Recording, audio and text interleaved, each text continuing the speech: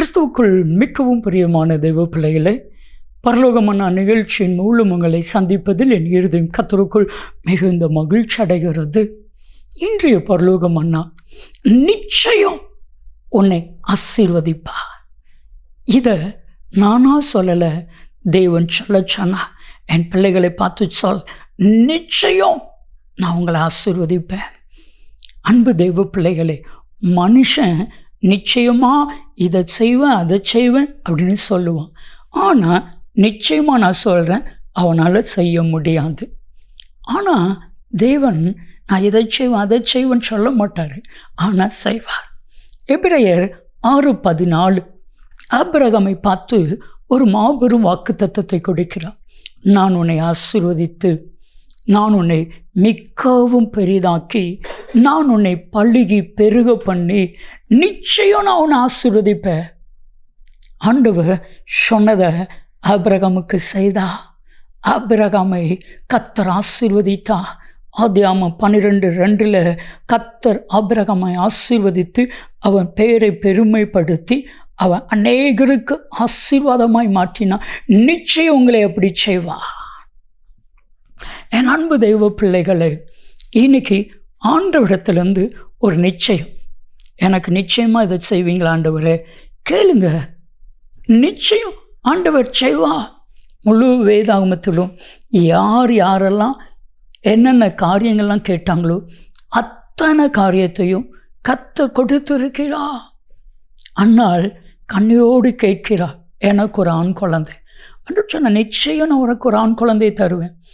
சொன்னது போல அழகான மகிமையான ஒரு உன்னதமான தீர்க்கதரிசியை கர்த்தர் கொடுத்தாரு. உங்களுக்கு செய்ய மாட்டாரா? நிச்சயம் செய்வா, நிச்சயம் செய்வா. அதில் மாற்றமே இல்லை, அதில் மாற்றமே இல்லை. நிச்சயம் கர்த்தவங்களை ஆசீர்வதிப்பான், நிச்சயம் கர்த்தவங்களை உயர்த்துவான், நிச்சயம் கர்த்தவங்களை மேன்மைப்படுத்துவான், நிச்சயமாக கர்த்தர் உங்களை ஆச்சரியமும் அற்புதமாய் நடத்துவா. அதுக்கு ஒரே ஒரு காரியம் வேணும், ஒரு நம்பிக்கை வேணும். வேதம் சொல்கிறது, நீதிமொழிகள் 23:18 நீங்கள் வாசித்து பாருங்க. நிச்சயமாக முடிவு உண்டு, உன் நம்பிக்கை வீண் போகாது. ஆண்டவர் என்னை ஆசீர்வதிப்பார் அப்படிங்கிற ஒரு நம்பிக்கை உங்களுக்குள்ளே வந்துட்டுன்னா அந்த நம்பிக்கை ஒரு நாள் வீண் போகாது. ரோமர் 12:12 சொல்லப்பட்டிருக்குது, நம்பிக்கையில் சந்தோஷமாயிருங்க. என்ன நம்பிக்கை? ஆண்டவர் என்னை ஆசீர்வதிப்பேன் என்று சொல்லியிருக்கிறார். அந்த நம்பிக்கையில் சந்தோஷமாக இருந்து பாருங்க, நிச்சயம் கர்த்தவங்களை ஆசீர்வதிப்பான். ஒரு தெய்வ மனிதன், அவங்களுடைய குடும்பத்தில் ஒரு கல்யாண காரியம், சரியா? அவங்களுடைய ஒய்ஃபு இன்னும் இயேசுவை ஏற்றுக்கொள்ளலை, இன்னும் இயேசுவை அவங்க சொந்த இரட்சகராய் அறியலை. கல்யாண காரியங்கள், அவங்க ஒய்ஃபு அவங்களுடைய அண்ணன்மாரை நம்பியிருந்தாங்க.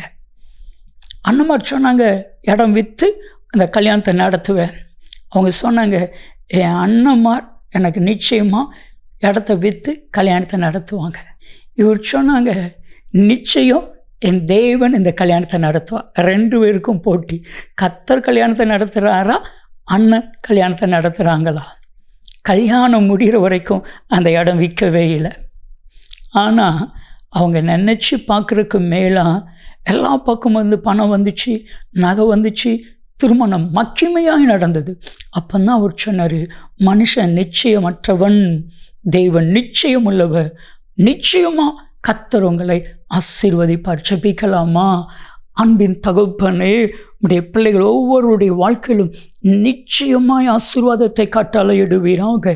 நீர் அப்படி செய்கிறதற்காக உமக்கு கோடான கோடி ஸ்தோத்திரம் ஆண்டவரே. ஆண்டவரே, நிச்சயம் அவர்களை ஆசீர்வதிங்க. இயேசு கிறிஸ்துவின் நாமத்தில் ஜெபிக்கிறோம் ஜீவனுள்ள பிதாவே, ஆமென், ஆமென்.